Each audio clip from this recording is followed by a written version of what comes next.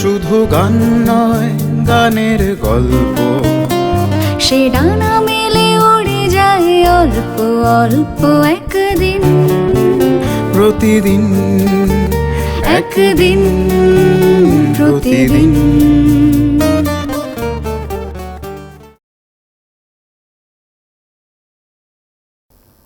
আমার আরেকটা জিনিস যেটা আপনাকে এই কথা হতে হতে জিজ্ঞেস করতে ইচ্ছে হলো, যেটা আচ্ছা, এরকম একটা লোভনীয় ছোটোবেলা, ঘাত প্রতিঘাত নানা ধরনের আমাদের সাংসারিক জীবনে, মধ্যবিত্ত পরিবারে নানা ধরনের প্রতিবন্ধকতাও আসে, কিন্তু সঙ্গীত কখনো সঙ্গত দিতে ছাড়ছে না উত্তরাধিকারী সূত্রে।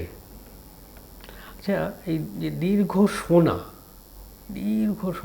যে বিভিন্ন ধরনের গান, সে গানের শোনার মধ্যে কোনো রিজার্ভেশন নেই, বাধা নেই, এটা কি কখনো মনে হয়েছে? এটা আমার খুব জানতে ইচ্ছে করে যে আহা, এই গানটা যদি আমি গাইতে পারতাম। কারুর গানই ইনফ্যাক্ট মনে হয়নি। আচ্ছা, অ্যাকচুয়ালি একটা লড়াই কিন্তু লড়তে হয় যে কোনো শিল্পীকে, মানে যখন তাকে ঠিক করতে হয় সে কী গান গাইবে, যে লড়াইটা এখন খুব একটা করে না কেউ, কারণ এখন সবাই সব কিছু গায়। যে ক্লাসিক্যাল গাইছে সে একটু কিশোর কুমারের গানও গেয়ে দিল, সে একটু হেমন্ত মুখোপাধ্যায়ের গানও গেয়ে দিল পাবলিকলি।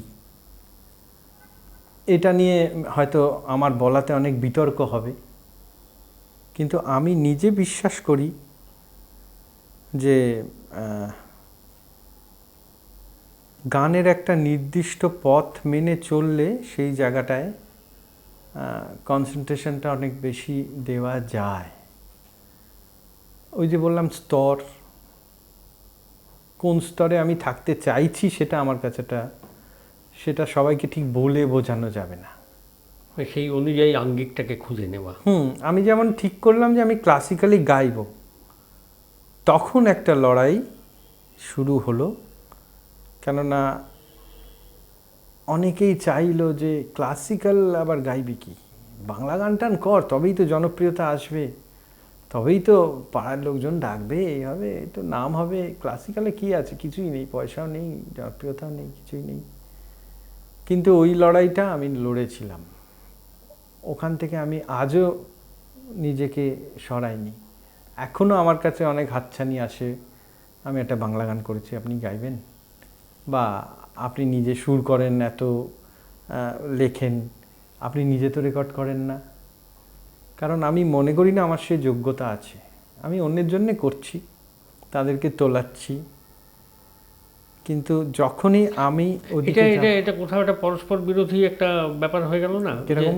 আপনি অন্যকে তোলাচ্ছেন, সে আপনার গান গাইছে, আমি অন্যকে তোলাচ্ছি এইটা ভেবে, কিন্তু আপনি নিজে গাইছেন না। হ্যাঁ, আমি অন্যকে তোলাচ্ছি এইটা ভেবে, আমি তার গলা ভেবে গানটা তৈরি করেছি। দু একটা গান আমি রেকর্ড করেছি, বাংলা গান, যেগুলো আমার মনে হয়েছে আমি ছাড়া কেউ গাইতে পারবে না, রেকর্ড করতে পারবে না। একটা গান কম্পোজ করা আর সেটা রেকর্ড করা, দুটোর মধ্যে কিন্তু তফাৎ আছে। হ্যাঁ, এটা আপনি খুব ভালো বুঝবেন, যেহেতু আপনি এই জগৎটার সঙ্গে ভীষণভাবে সম্পৃক্ত হয়ে রয়েছেন, যার ফলে সলিল চৌধুরীর একটা ফেসবুকে ছোট্ট রিল আসে, দেখবেন উনি বিদেশের একটা অনুষ্ঠানে বলছেন যে I am not a singer, I M A composer, I am not a singer, I M A composer. সুতরাং আপনারা এক্সপেক্ট করবেন না যে আমি হেমন্তদার মতো গাইব। I have composed for them, Lataji, Hemantada, but I can assure you, I can give you the expression in 100%। তো আমি নিজে যদিও শুধু সুরকার নই, আমি একজন সঙ্গীত শিল্পী, তবুও আমি নিজের কাছে নিজে এতটা কনফিডেন্ট নই যে আমি একটা বাংলা গান খুব ভালোভাবে রেকর্ডে গেয়ে দিতে পারবো। কিন্তু আপনার করা গান অনেক পরিচিত শিল্পীরাই গাইছেন এবং খুব সুন্দর করে এক্সিকিউট। হ্যাঁ, কারণ তাদের আমি খুব যত্ন করে তোলাই, এবং যেমন আধার পাই তারা যতটা নিতে পারে। ধরুন পল্লব ঘোষ আমার গান গেয়েছেন, সম্পাদি, শম্পাকুণ্ডু, তনিকা ভট্টাচার্য, বৃষ্টিলেখা, এখন যে বৃষ্টিলেখা নন্দিনী, ইপসিতা, গার্গী ঘোষ, আরও সুচিস্মিতা, মোনালিসা, আমার ছাত্রছাত্রীরা অনেকে গিয়েছে। তো আমি তাদের জন্যই গান তৈরি করেছি। আমার মনে হচ্ছে তাদের গলায় এই গানটা খুব ভালো হবে। আচ্ছা, নিজের তৈরি করা একটু প্রিয় গান একটু শুনবো আমরা? হ্যাঁ, একটু শোনাই। এইটা বৃষ্টিলেখা নন্দিনীর জন্য করেছিলাম, আমার করা ওর প্রথম গান, আমারই লেখা। আগুন নিয়ে খেলো না,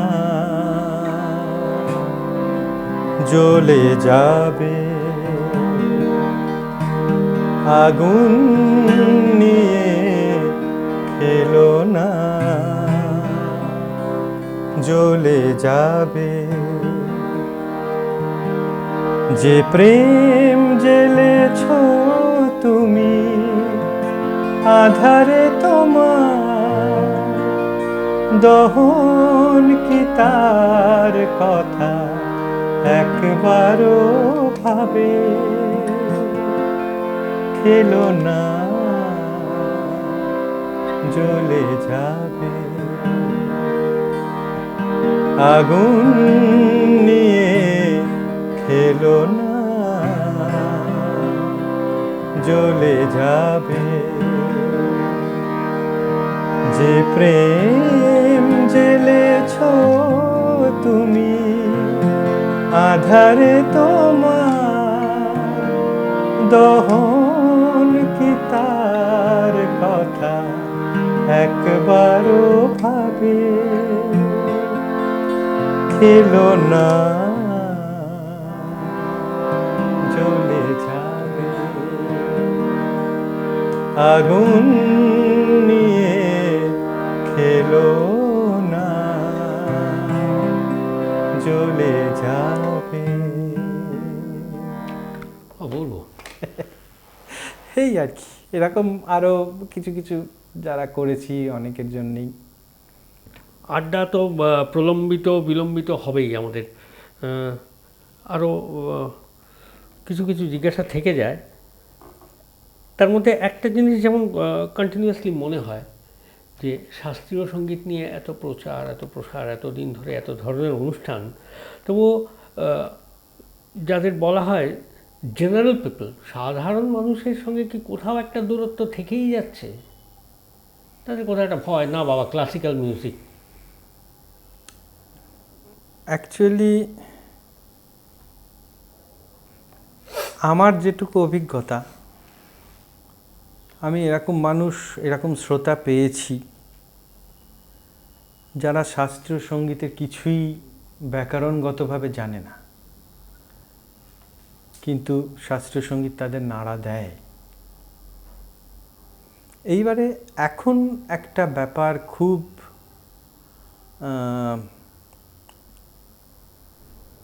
চেতাবনী আপনি বললেন যে কথাটা, সেটা হয়ে উঠেছে। শাস্ত্রীয় সঙ্গীতের ধারণাটা মানুষের মনে খুব ঘেঁটে গেছে। শাস্ত্রীয় সঙ্গীত বলতে অনেকে একটু কাজকর্মওয়ালা কোনো গজল, তাকে বলছে শাস্ত্রীয় সঙ্গীত। বা কোনো একটা গানে একটু সারগম করে দিলাম, শাস্ত্রীয় সঙ্গীত হয়ে গেল। শাস্ত্রীয় সঙ্গীত মানে কি? শাস্ত্র হচ্ছে একটা রিজিডিটি, সেই রিজিডিটিটা কিন্তু থাকতে হবে সেই গানে, তবেই সেটার ফর্ম গড়ে উঠবে। আর ঠুমরি, গজল বা উপশাস্ত্রীয় সঙ্গীত যেগুলো আছে, যেগুলো শাস্ত্রীয় সঙ্গীতের ছায়া নিয়েছে, কিন্তু সেগুলো স্বাধীন হবার সমস্ত রাস্তা তার কাছে খোলা আছে। এবং ইদানিং যেটা আমার খুব একটা পছন্দ হয় না, সেটা হচ্ছে, এটা আমার কোনো কালেই পছন্দ হয় না, যে বড় বড় কম্পোজাররা যা গান করে গেছেন তার মধ্যে একটা জোর করে সারগাম ঢুকিয়ে বা ক্লাসিক্যাল কিছু দেখানোর প্রবণতা এগুলো তাঁরা যে পছন্দ করতেন না এটা আমি খুব ভালোভাবে জানি, কারণ আমার মামা এই সেদিন কি সমীর খাসনবিশ একটা গল্প বলছিলেন, এবছর নচিকেতা ঘোষের আবার 100 বছর, 100 বছর, হ্যাঁ হ্যাঁ। শতবর্ষ। সেদিন সমীর খাসনবিশ একটা গল্প বলছিলেন যে চিরদিনের ছবির গানে উনি বাজাচ্ছেন, মানুষ খুন হলে পরে মানুষই তার বিচার করে, নেই তো খুনির মাপ, তবে কেন পায় না বিচার নিহত গোলাপ, বৃন্ত থেকে ছিঁড়ে নেওয়া নিহত গোলাপ। এই তো, এবার এইটা শুনে আপনার কোনো ক্লাসিক্যাল কথা কিন্তু মনে পড়ছে না, অথচ নোটগুলো কিন্তু ভৈরবীর।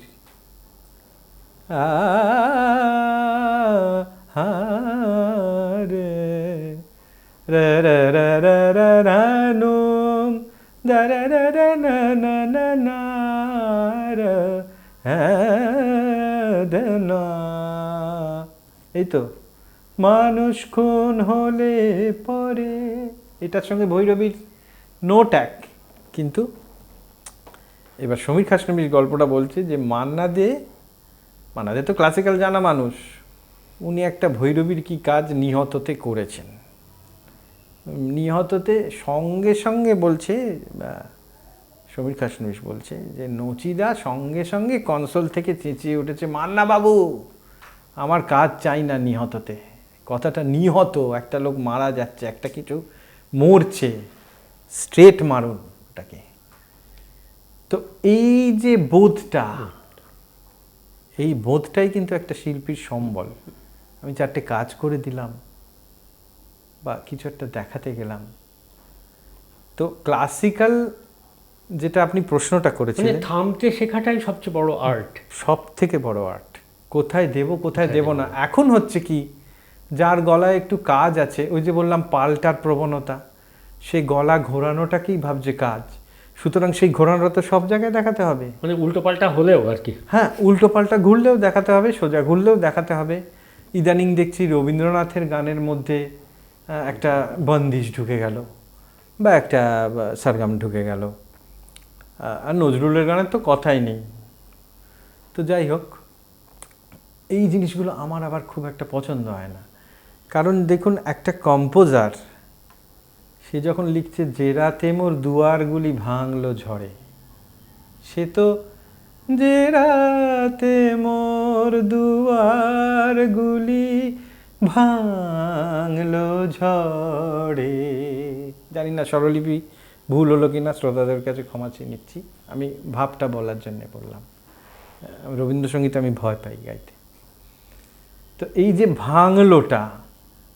ভাঙলোটা ওপর দিকে না গিয়ে নিচের দিকে এলো কেন? কোনো কিছু কি ভেঙে ওপরের দিকে ওঠে না তো, নিচেই তো আসে। সুতরাং ভাঙলো, হেমন্ত মুখার্জির আমি এটা লাইভ শুনেছি, উনি যখন ভাঙলোটা বলতেন না, দুয়ারগুলি ভাঙ, এইভাবে উনি গাইতেন, মনে হতো হুড়মুড়ি একটা কিছু ভেঙে পড়লো। চিত্রকল্প কিভাবে তৈরি হয়। হ্যাঁ, তো that is enough for that line. ওখানে আর নতুন কিছু বাঘেশ্রীর বন্দির সময় দেখাতে হবে না, ওখানে বাঘেশ্রী দেখাতে হবে না, ওখানে বাঘেশ্রী কানাডা দেখাতে হবে। এটাই একজন কম্পোজারের প্রতি শ্রদ্ধা রাখার, কম্পোজারের রেসপেক্টটা তাকে, কম্পোজারের প্রতি শ্রদ্ধা। ইদানিং দেখি অনেকে তর্ক করেন যে তাহলে আর আমার মতো কি হলো, লতা মঙ্গেশকরের একটা গান হয়তো গাইছে, সে একটু নিজের একটা কিছু নোট লাগিয়ে দিল, ধরুন একটা ভালো গান, না মলো লাগে না বা এরকম। আমি তাকে বললাম এটা কেন করলে? না দাদা, তাহলে আমার তো কিছু হলো না। আমি আচ্ছা, মান্নাদের গানে এটা আকচার হয়, হ্যাঁ, আমি যে জলসাঘরে, তো 15 ভাবে গাওয়া হলো, তার ব্যাখ্যা দেওয়া হচ্ছে কি, মান্নাদের রেকর্ডে সুযোগ পাননি, আর 3 মিনিটের গানে। এবার আমার প্রশ্ন, মান্নাদে যে ব্যাখ্যা দিচ্ছে তার 10 গুণ বেশি প্রোগ্রাম মান্নাদে করেছেন, তিনি তো প্রোগ্রামেও তো করেননি এটা, তাহলে কি উনি করতে পারতেন না, উনি জানতেন না? এটা অপব্যাখ্যা আর কি, এটা অপব্যাখ্যা। তো যাই হোক, ক্লাসিক্যাল মানুষের সঙ্গে কতটা সম্পৃক্ত এটা সময় বলবে। আর ইদানিং এই যে ঘেঁটে দেওয়ার প্রবণতা, এই যে একটা নন ক্লাসিক্যাল গানকে ক্লাসিক্যাল অন্তর্ভুক্ত করার প্রবণতা, এইটা অনেকটা তার জন্য দায়ী।